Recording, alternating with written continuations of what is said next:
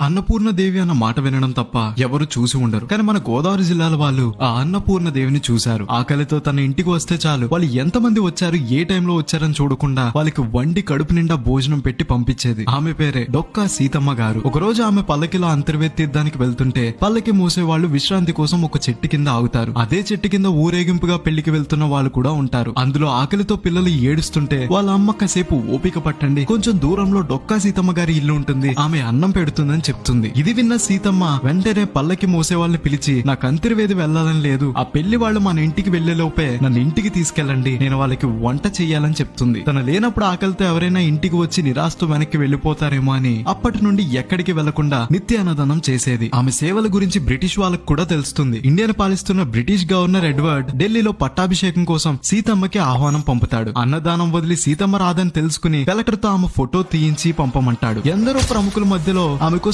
Reserve చేసిన seat లో photo పెట్టి వాళ్ళ పట్టాభిషేకం కార్యక్రమం చేసుకుంటారు. తుది శ్వాస విడిచేటప్పుడు కూడా అన్నదానాన్ని కొనసాగిస్తూ ఉండమని వాళ్ళ పిల్లల దగ్గర మాట తీసుకుని ప్రాణం వదిలారు. మండపేటలో జన్మించిన డొక్కా సీతమ్మ గారు తన మెటిలు లంకల గన్నవరంలో ఈ నిత్య అన్నదానం చేసేవారు. ఇలాంటి గొప్ప వ్యక్తులు మన గోదావరి జిల్లాలకు చెందిన వాళ్ళని తెలిసినప్పుడు చాలా గర్వంగా ఉంటుంది.